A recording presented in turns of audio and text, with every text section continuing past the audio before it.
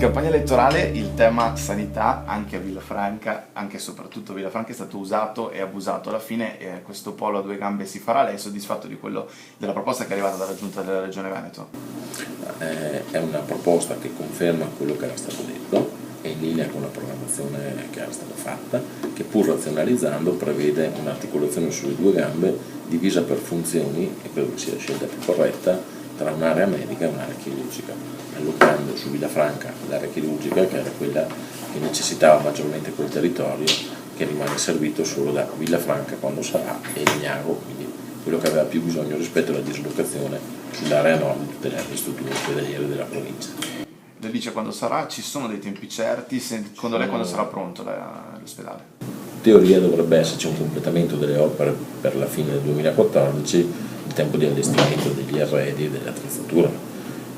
E certo, non ci sono dubbi da questo punto di vista, i tempi sono quelli di un cantiere con qualche variabile che può esserci, ma direi che variabili importanti non ce ne sono, se non qualche minima di esecuzione, ma non certo né di finanziamenti né di programmazione. Quindi tutti gli scogli sono passati, può esserci qualche problema di minimo.